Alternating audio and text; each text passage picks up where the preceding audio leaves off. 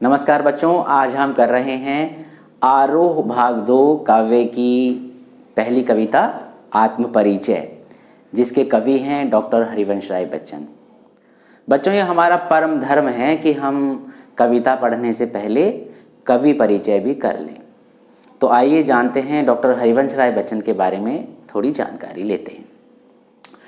हरिवंश राय बच्चन जी का जन्म 1907 27 नवंबर 1907 को इलाहाबाद में हुआ।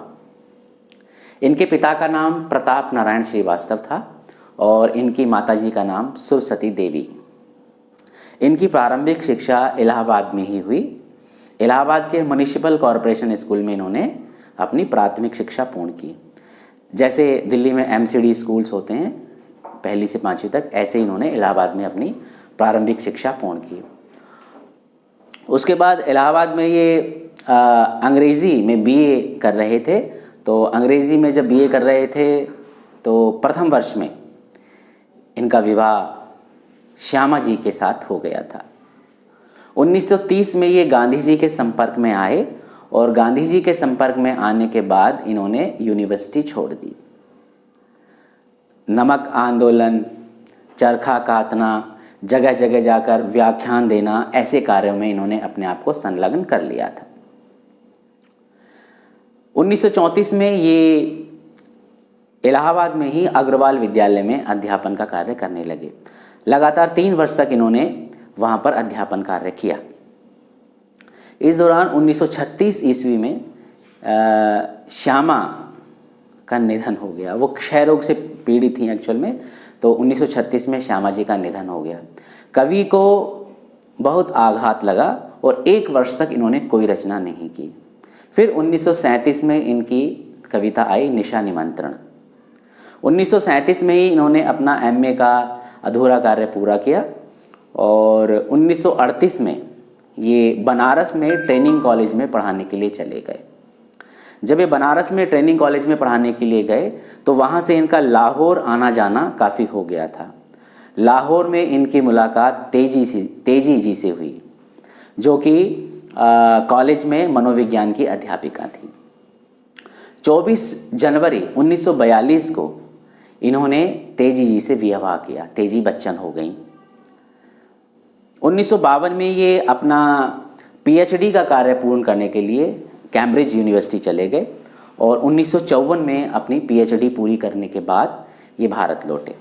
1955 में इन्हें विदेश मंत्रालय ने as a Hindi specialist, Hindi विशेषज्ञ के तौर पर रखा और लगातार 10 वर्ष तक इन्होंने हिंदी विशेषज्ञ के रूप में विदेश मंत्रालय में कार्य किया।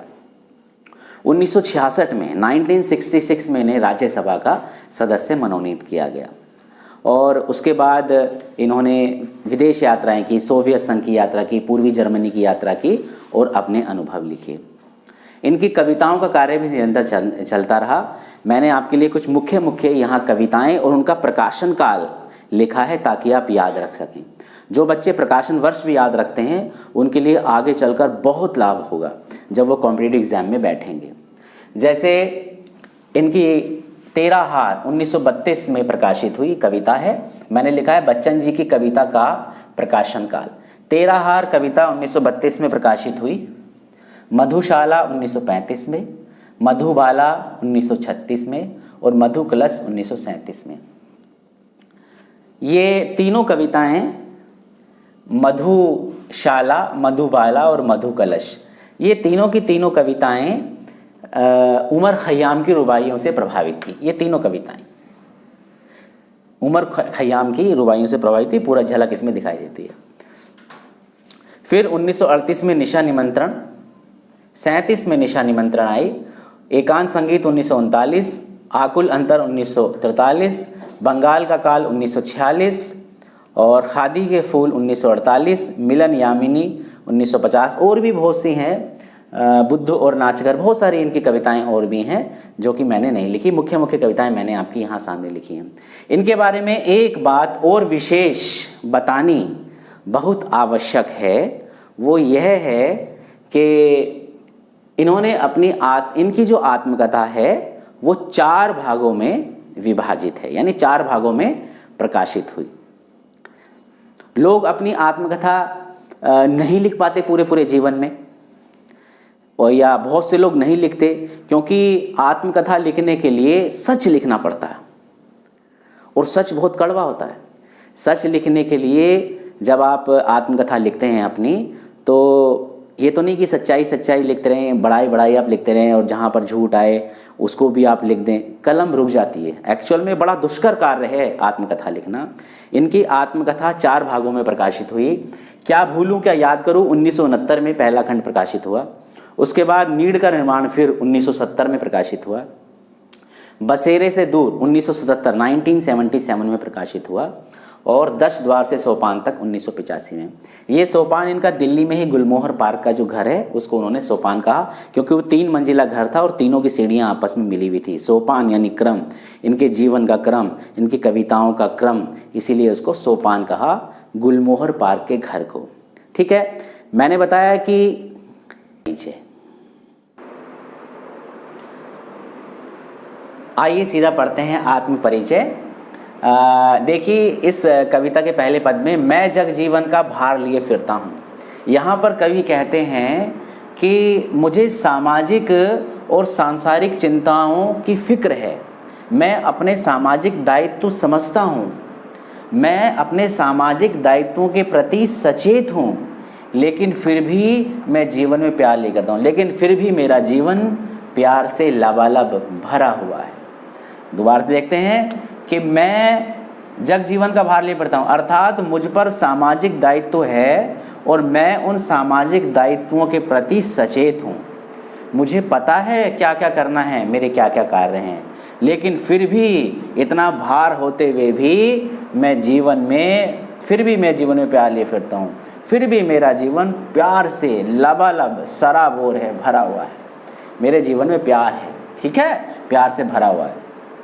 कर दिया किसी ने झंकृत जिनको छूकर। झंकृत क्या होता है, जैसे आपने गिटार देखी होगी, सितार तो नहीं, क्या गिटार आजकल सब बच्चे पीछे टांग के चलते हैं, उसमें जो तार होते हैं उनको जब आप छूते हैं तो स्वर निकलते हैं। ऐसी झंकृत यानी तारों को छूकर स्वर निकालना, तारों को छूकर, है ना, तारों को छूकर क्या निकालना, स्वर निकालना, सुर, ठीक है, ठीक है, तारों को छूकर स्वर निकालना।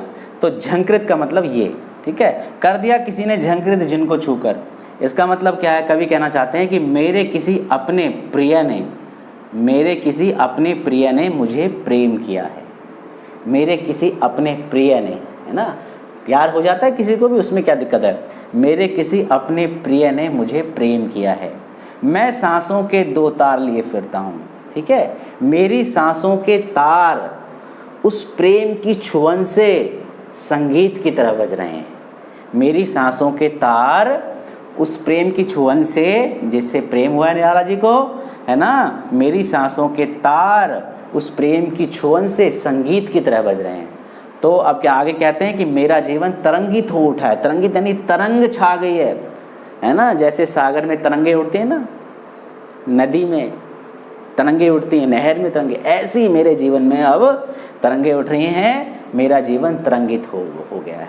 ठीक है, इसमें कहना चाहते हैं, इस पद का भावार्थ ये है। अब शिल्प सौंदर्य आप देखिए तो आप लिख सकते हैं पहला पॉइंट डालकर शिल्प सौंदर्य में कि भाषा सरल है, सहज है, सटीक है, पहला पॉइंट। दूसरा पॉइंट कि भाषा जो है श्रृंगार रस के विषय के अनुरूप पद में क्या है, कोमलता है, मादकता है। श्रृंगार रस के विषय के अनुरूप, श्रृंगार रस के विषय के अनुरूप पद में कोमलता है, मादकता है, ऐसे लिख सकते हैं, है ना।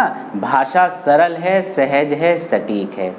और पद में तीसरा पॉइंट लिख सकते हैं उमर खयाम, है ना, जिनको इन्होंने फॉलो किया, मैंने बताया था आपको, मधुशाला, मधुबाला, मधुकलश, ये तीनों जो इनकी कविताएं हैं ये उमर खयाम से प्रभावित थी। तो आप लिख सकते हैं कि पद में उमर खयाम की क्या कहते हैं, झलक दिखाई देती है। उसके बाद सांसों के तार, सांसों के, चौथा पॉइंट है सांसों के तार, सांसों के तार।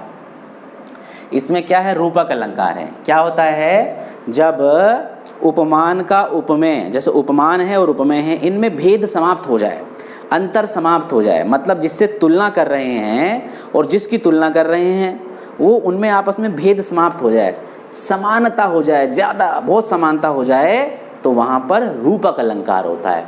तो यहाँ पर सांसों के तार में ऐसा लग रहा है जैसे कवि का जो पूरा जीवन है वो एक वाद्य यंत्र बन गया है। क्या है? कवि का जीवन मानो, ऐसे लिख सकते हैं, कवि का जीवन मानो क्या बन गया है? कवि का जीवन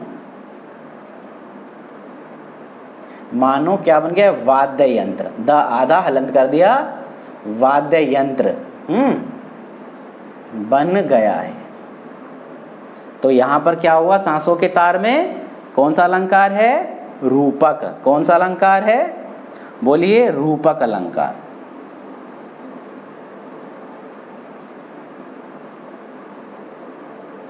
ठीक है। सांसों के तार, उनके मान लो सांसों के जो तार कहा है उनका पूरा शरीर ही मानो एक वाद्य यंत्र बन गया है ना। सांसों का तार, सांसों के तार और वाद्य यंत्र बहुत है, क्या हो गया? समानता हो गई है। तो इसीलिए क्या हो गया? रूपक अलंकार। तो ये पहला पद आपको कैसा लगा और जो भी कमियां बताइएगा। अच्छा लगे तो लाइक करें, सब्सक्राइब करें और शेयर अवश्य करें ताकि मैं आगे भी पद को कंटिन्यू कर सकूं। Thank you.